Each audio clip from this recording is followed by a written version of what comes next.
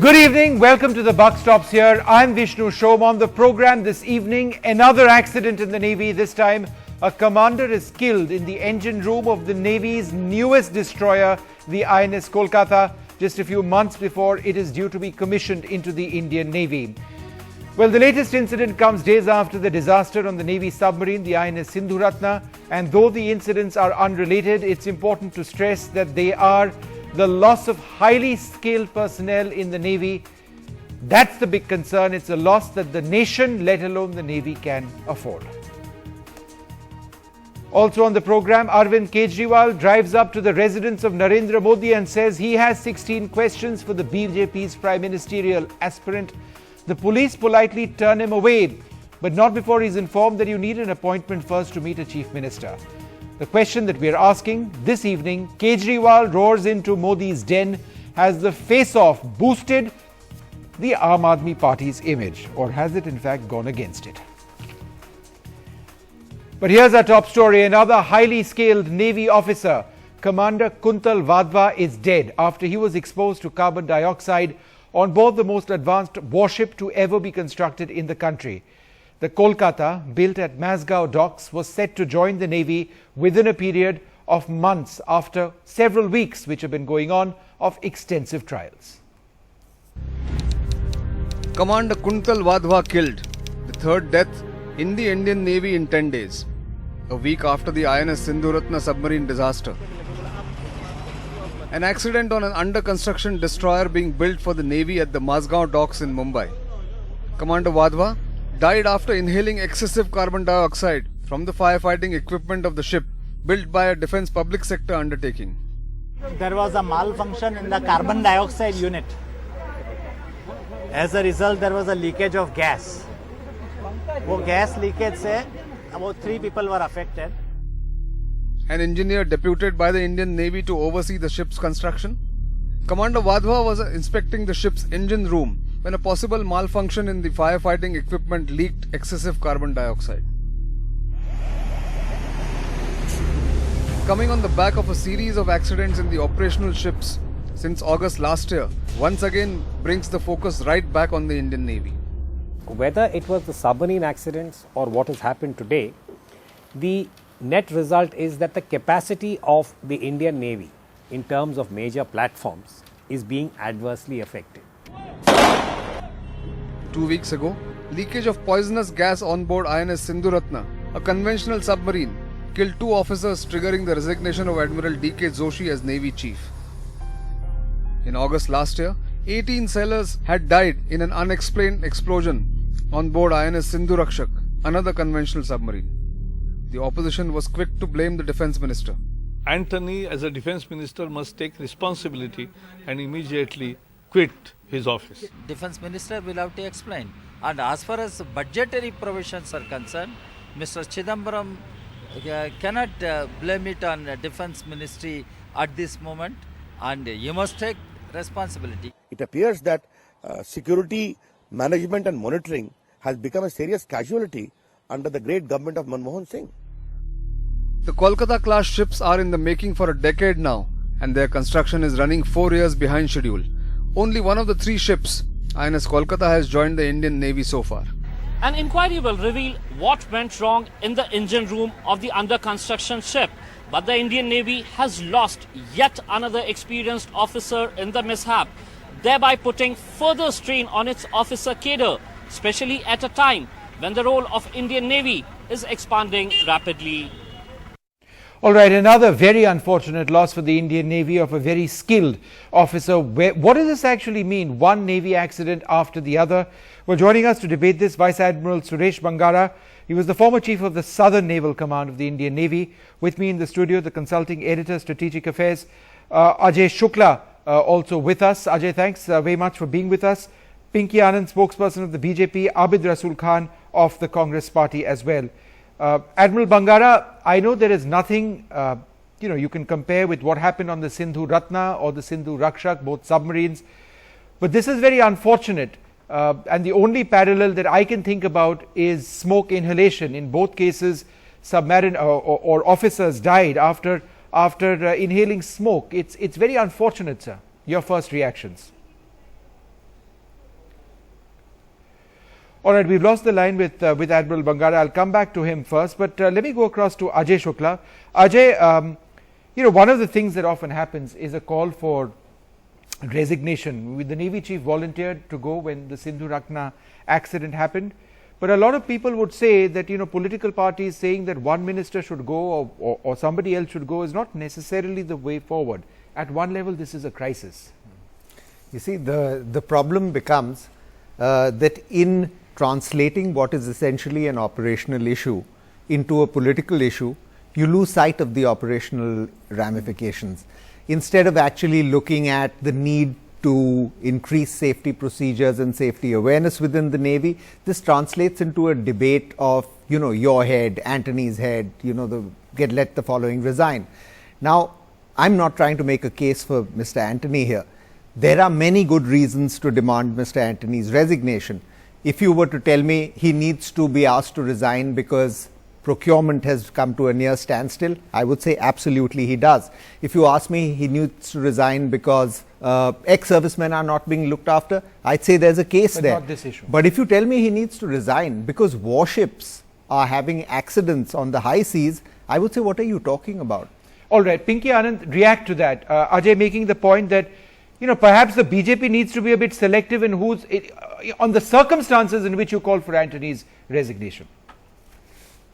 I mean, where's the question of BJP being selective? Here you are having a situation where you are having one mishap after the other, and the mishaps are not happening just because of some inadvertence or some act of nature. Ajay may be defending the situation to say, here's a difference from the other two situations or where the defense minister could have been asked to resign on procurement, which itself is also in a state of total shambles. You are having a situation where the Navy, which is the principal security issue in the country, is being compromised, whether because of procurement, whether because of maintenance, whether because of operation, whether because of lack of proper controls. I think the defense minister owes an answer to the nation for sure. No, but the BJP feels that A.K. Antony should go.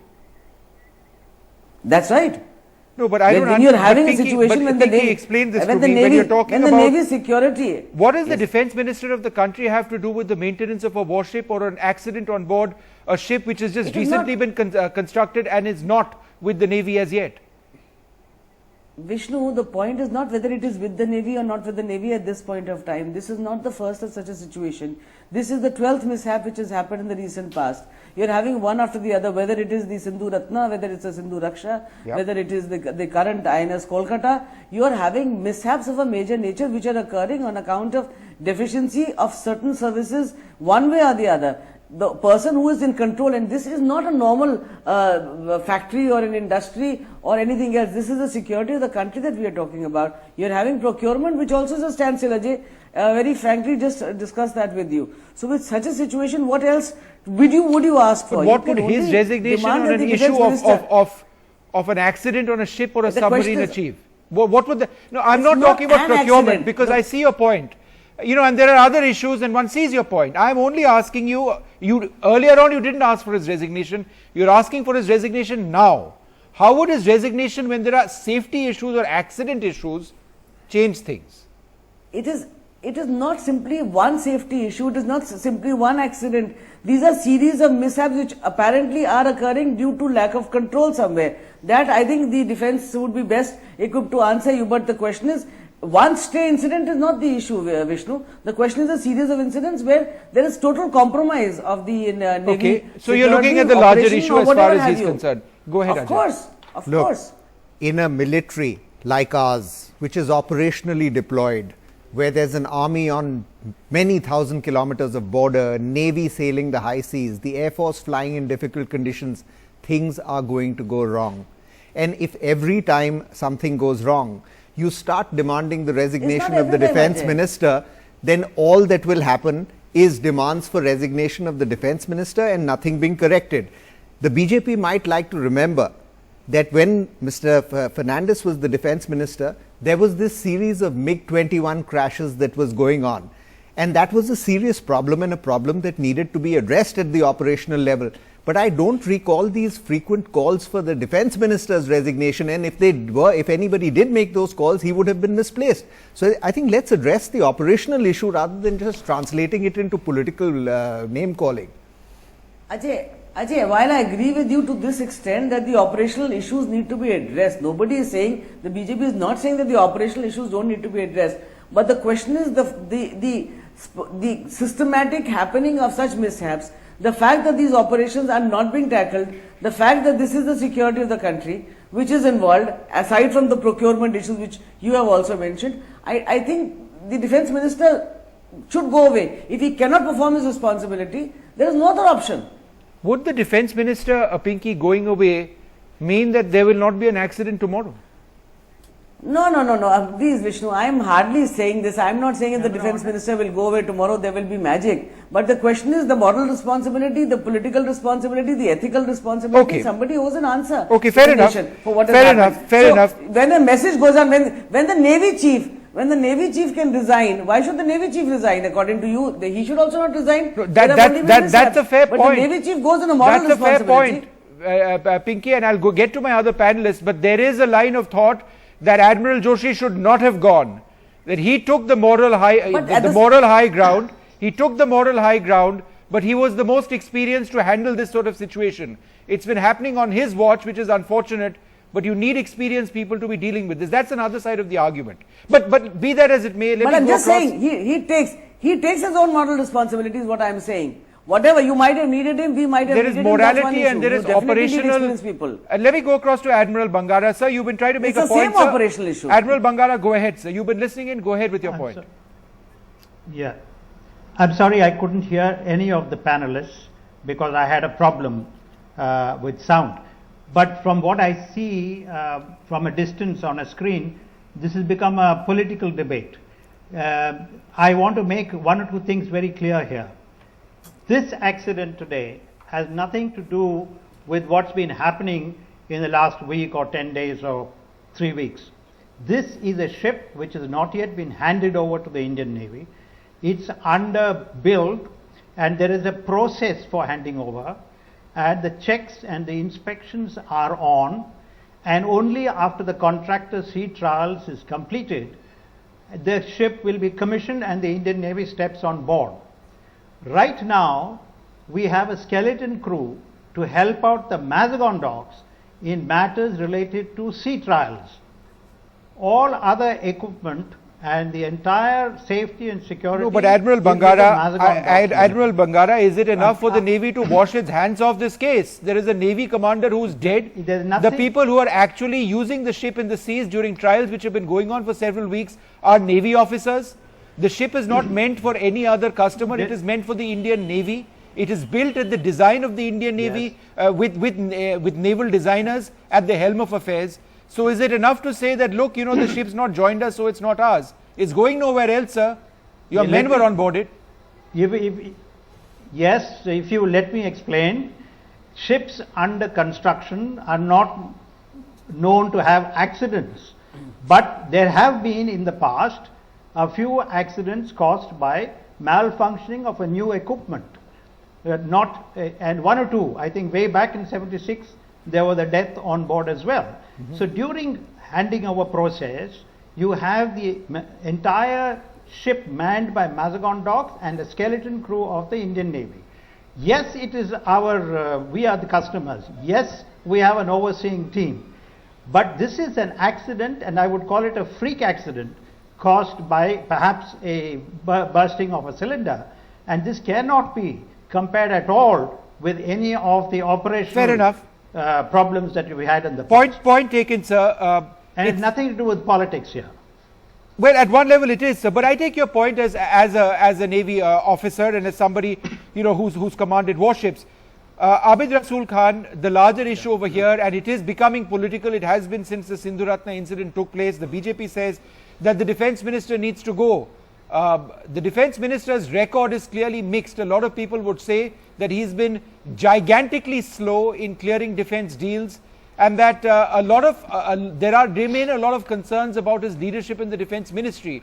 He was at the helm of affairs when there was this unseemly fight between him and the army chief. Just two incidents that come to mind. How do you respond to what the BJP has to say? Vishnu, today's accident was a very unfortunate accident, and we are very sad on the loss of precious life. But I would like to say that this defense minister, during his last 7 or 8 years of his handling the ministry, has worked on doubling the budget of the ministry, has worked on utilizing the budget to 100% of the budget allocated, and then he has also worked to increase the Indianization of the production to 40%, which is a record in itself. Now, as far as BJP is concerned, they immediately demand something which is not right and which is not morally acceptable, and their calculation and their presentation in such which we can pick holes very easily. Now in Sindhu Raksha, what happened there was now it later on come out that it was a malfunction of the cables. At that time, BJP demanded that it is a battery, and the deal was not done in time, and it was a human error. Here also, as the co-panelists have spoken, this is a freak accident which has happened, and an inquiry has to be caused, and the proper responsibility has to be fixed on the person who has handled this production. And if there is a human error, he has to be punished for it. There is no. But BJP being selective in asking for resignation of ministers, and they themselves do not resign, that shows their moral turpitude. I'm sorry, where is the question of being selective? No, let me complete, Pinkiji. I didn't interfere. I didn't interfere. You have. Let me complete. Very briefly, sir, you made your point, but yes, I'll just take a minute.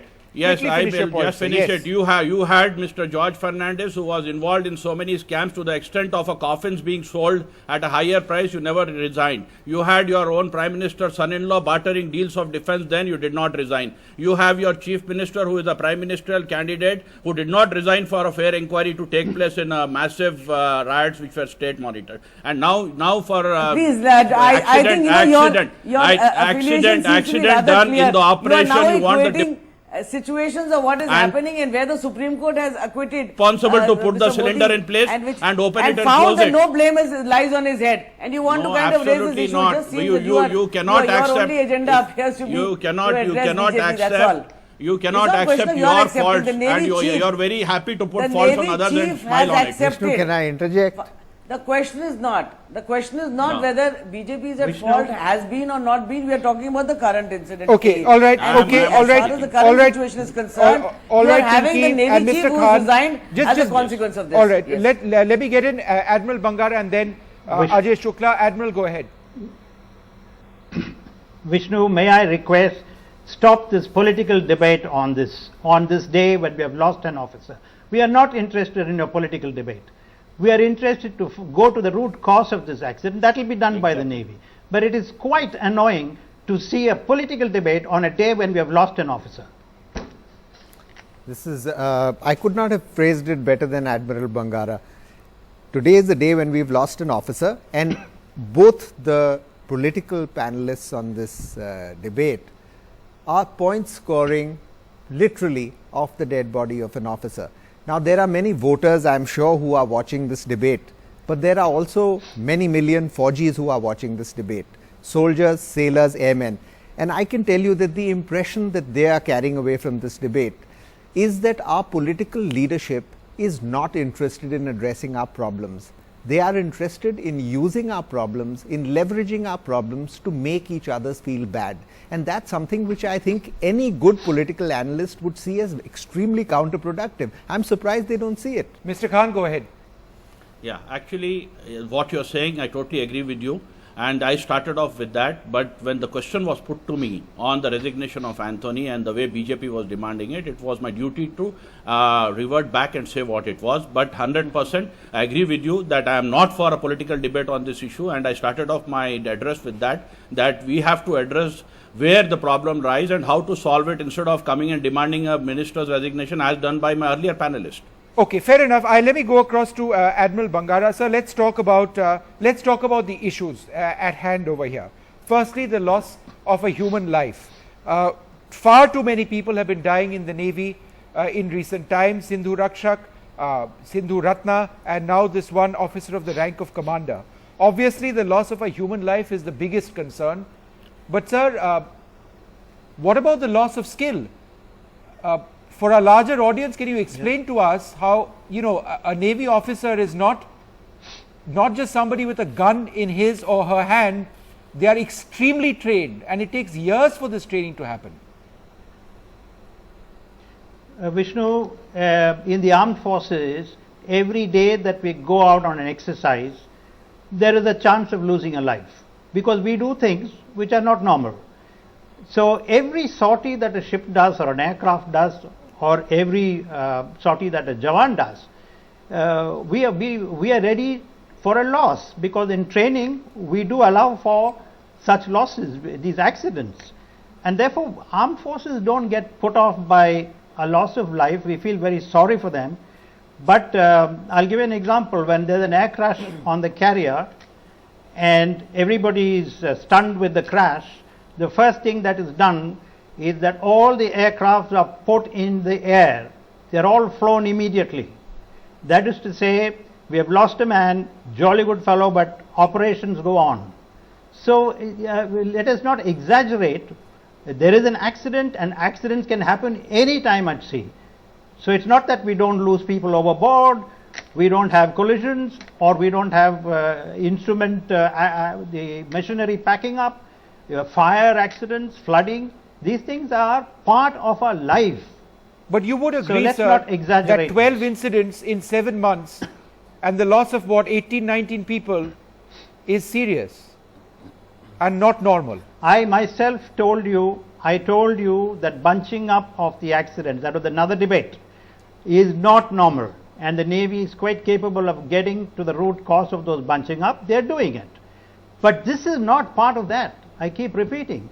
This is a freak accident on a ship which has not even been commissioned.